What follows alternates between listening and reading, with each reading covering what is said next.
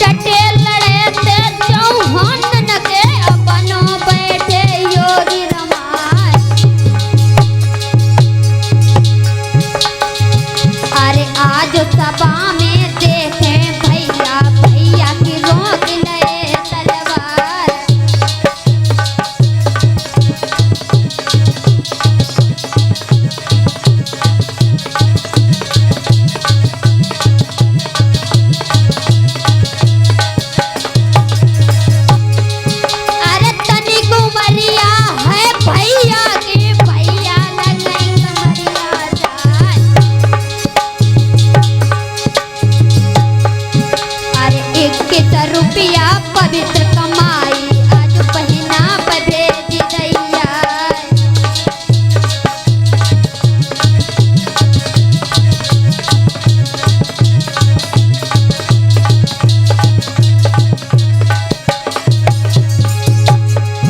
अरे कोयल बोले बड़ो सुहाने भैया बोल तले जो जाए।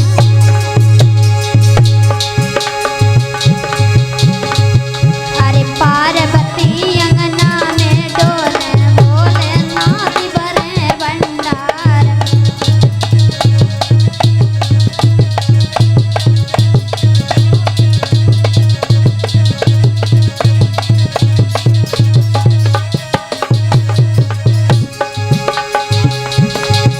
एक गंगा जमुना में जलवाड़े तोले बड़ई कुटुंब परिवार। अरे भैया भतीजे पनई दरोगा भरती होई फौज में जाए।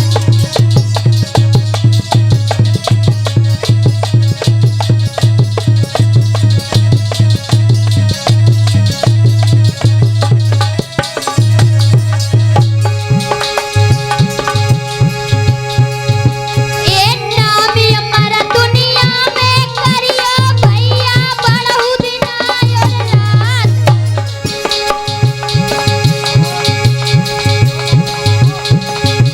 अरे राधा रानी अंगना में डोले बाबा जी तो करई सहार।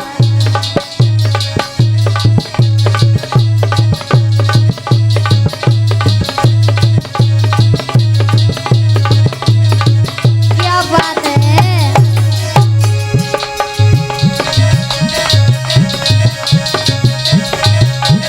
लौआ काहे मनहीन ओ दैया, काहे मनहीन ओ दैया।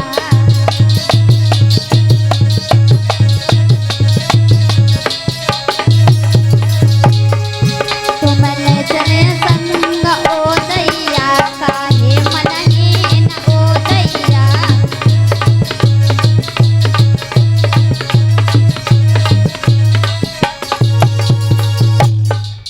बोलिए सच्चे दरबार की। आज हमें लोगों को खाना नहीं मिलो है का ऊपर तसे आवाजें नहीं लेकर रही हमारे समझ में आ रही। और भैया और पीछे चले जाओ और पीछे धनिक आगे आ जाओ बाबा। ओ बाबा, तुम ही से कह रहे हो सामने। बाबा आगे आ जाओ, तन्नी ना इतनी तेज जयकारो लगाओ कि हमारे तेज सुनाई पड़े। बोलिए भागवत महापुराण की। क्या बात है, हमारी माताएं आगे रहती हैं, फिर कहते हो कि बुराई करते हैं शास्त्री। अब माता तुम चुप रही हो। और भैया बोला बोलिए सच्चे दरबार की। वाह, पार्टी कोई कमजोर नहीं है। अब गौर करेंगे कथा की तरफ। इधर जब कहा है तुम कौन, तो जवाब दिया हम धर्म हैं। तो जो कहा है कि तुम धर्म हो तो भी जा रहे, जवाब दिया कलयुग आने वाला है, धर्म की कोई नहीं सुनेगा। अब तो इसमें आएंगे तो वो अधर्म अधर्म आएंगे, हम जा रहे। तो जवाब दिया क्योंकि कलयुग आ रहा है मेरे पीछे। तो उसी समय जवाब दिया तुम कौन हो, इनके पीछे पड़े हो। तो जवाब दिया अब हम कलयुग हैं, अब हमको भी राज्य करने दो, बहुत तुमने राज्य किया। इधर परीक्षित महाराज बोले जब कलयुग तुम आ रहे हो, अभी तुम आए नहीं तो तुम ये दशा कर रहे हो, और आ गए तो तुम क्या करोगे। तो जवाब दिया वो तो देखो।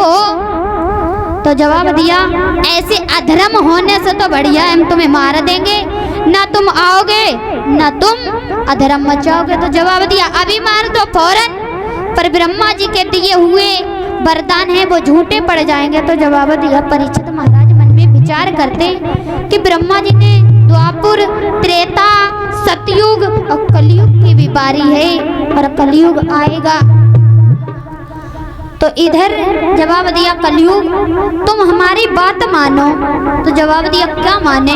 तो कहा है कि जाओ, अगर तुम्हें आना है तो जहाँ पर बेस्याएं नाचती हूँ या दारू पान मदरा होता हो, और जहाँ भगवान की झूठी बातें होती हो, जहाँ पर हर चीज होती हो, वहां तुम चले जाओ। तो कहने लगे महाराज परीक्षित तुम क्या पागल समझ रहे हो। मैं इंसान में गुण है तो अवगुण भी हैं, और हम में हर गुण नहीं है न अवगुण है, हमें तुमने देखा है। तो जवाब दिया देखा तभी तो कहा।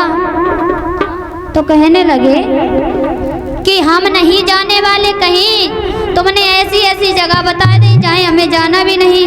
तो समझाते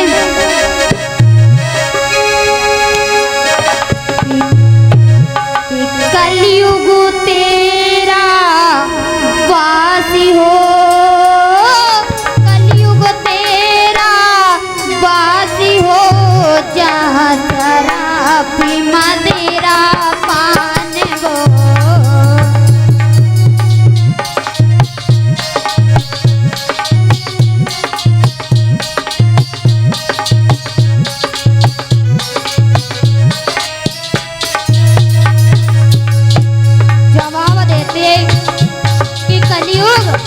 तुम्हारे लायक हम जगह बताते, और जरा गौर से सुनना।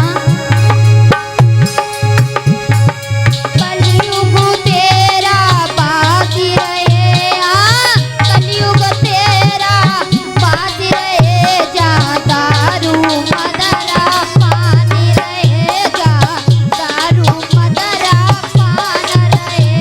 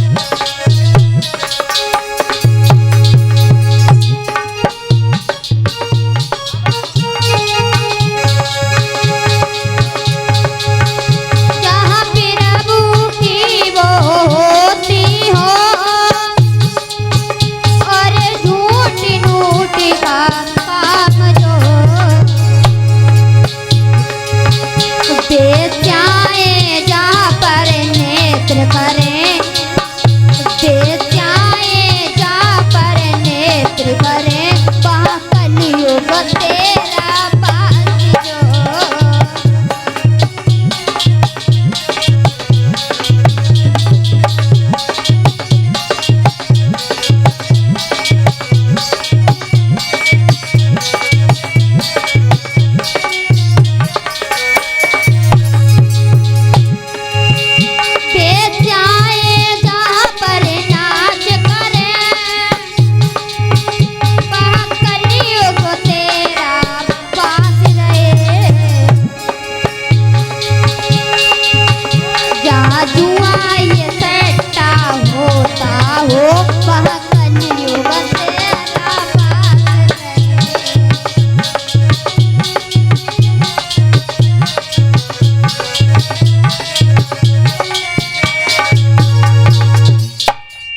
जवाब दिया, कहने लगे कि जाओ जहाँ पर भगवान श्याम सुंदर का दिखावा होता हो वहाँ तुम्हारा वास हो। जवाब दिया हम बिल्कुल नहीं जाएंगे।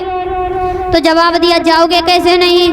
कहा हम में बहुत गुण हैं। तो जवाब दिया तुम में गुण है, तुम अभी से जिस मैया की सेवा करते हैं उस मैया को मारते हैं। तो जवाब दिया मारते हैं, अब हमारी बेरा आ चुकी, अब जे जा नहीं रहे हैं, यहाँ पर इन्होंने धूनी रमाई है तो हमें तो करना है। तो जवाब दिया कि अच्छा तब महाराज, जवाब दिया तुम कहाँ रहना चाहते हो? तो जवाब देने लगे कि महाराज ऐसी जगह बता दो जहाँ पर हम रह सकें। महाराज परीक्षित ने जवाब दिया कि कलयुग तुम्हारा वास जाओ सोने में हो। आज महाराज ने इतनी बात नहीं कह पाई, तब तक महाराज जब मुकुट पहने थे उसी मुकुट में उसने समा गया। महाराज सोने दो प्रकार के होते हैं, एक तो हमारी माताएं बहनें पहनती हैं और एक सोना होता है जो रात्रि में हम लोग सोते हैं। आज उसने बात नहीं सुनी, जवाब दिया, महाराज ने परीक्षित ने जवाब दिया कि कलयुग तुम्हारा सोने में वास हो। आज उसका महाराज के मुकुट में वो समा गया। महाराज वो मुकुट था, उसी मुकुट में जब समा गया तो इधर वो महाराज मुकुट था चोरी का, और जवाब दिया था कि जहाँ पर बाजियां सट्टा चोरी धंधा होता हो वहाँ पर वास हो। आज वो वास करने लगा। महाराज की बुद्धि उसने भ्रष्ट कर दी। जब महाराज की बुद्धि भ्रष्ट करी तो इधर महाराज वहां से घोड़ा को निकाला और आगे के लिए चले। तो एक महाराज जो थे वो समाधि लगाए बैठे थे, आश्रम में समाधि लगाए बैठे। इधर महाराज उसने देखा राजा पर तो अब कलयुग का वास हो चुका। अब महाराज जो सेवा में करता था, प्रजा को अपनी पुत्र की तरह मानता था, आज उस पर जब कलयुग ने वास किया तो उसे कुछ ध्यान नहीं हम क्या कर रहे हैं। उसने जवाब दिया ये ढोंगी महात्मा बैठा है, इसने हमारे जैसे राजा को देख करके नेत्र बंद कर लिए, हमें पूछना ही भूल गया और हमारा अपमान किया। इतना ये ढोंगी हो गया, इतना इसे बल हो गया। जब वहां पर एक शरप मड़ा पड़ा था, उस शरप को अपनी तलवार से उठाया, महाराज के ऊपर डाल दिया। शिंगी ऋषि महाराज जी के ऊपर डाला तो इधर महाराज डाल करके इधर महाराज के पुत्र खेल रहे थे शिंगी ऋषि। उन्होंने देखा है, उन्हें सुनी मिली कि हमारे पिता का एक राजा अपमान करता। वे आए, उन्होंने कमंडल से जल निकाला और महाराज आज उन्होंने मार दिया। जवाब दिया कि तुमने हमारे पिता का अपमान किया है राजन, यही शरप तुम्हें 7वें दिन जिंदा होकर के डसेगा। आज जब इतनी बात सुनी है महाराज को श्राप लग चुका। इधर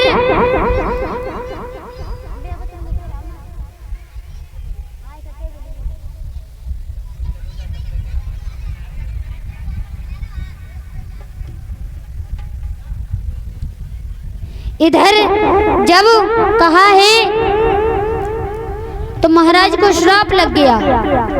आज महाराज आए तो जवाब दिया। महाराज विचार करते, इधर उन्होंने कहा बेटा इसमें महाराज की कोई लाग नहीं है, तुमने बिन मतलब के ये इतना बड़ा काम उठा दिया। तो जवाब दिया अब इनका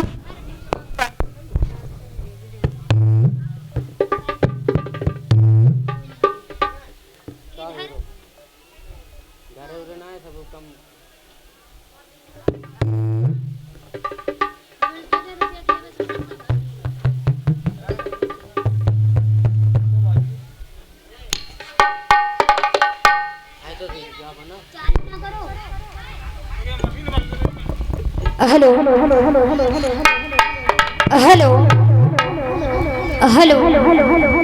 जब जवाब दिया कहने लगे कि इसमें राजन की कोई नहीं गलती थी, अब इनका उद्धार कैसे होगा। तो जवाब दिया अब उद्धार होगा, श्रीमद् भागवत कथा को सुनेंगे इनका उद्धार होगा। आज महाराज परीक्षित महाराज को श्राप लग गया। अब गौर करेंगे कि महाराज श्री सुखदेव जी का जन्म कैसे होता है। आइए उससे पहले भगवान के चरणों में एक भजन छोटा सा, उसके बाद कथा की तरफ।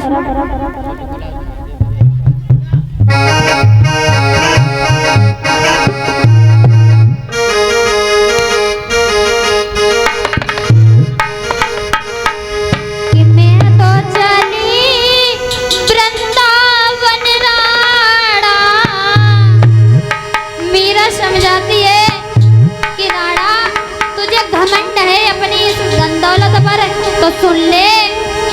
अरे मैं तो चाली वृंदावन राणा, तेरे सोए भागी जगे, राणा जी तेरे महलों में आई लगे, राणा जी तेरे महलों में आई लगे।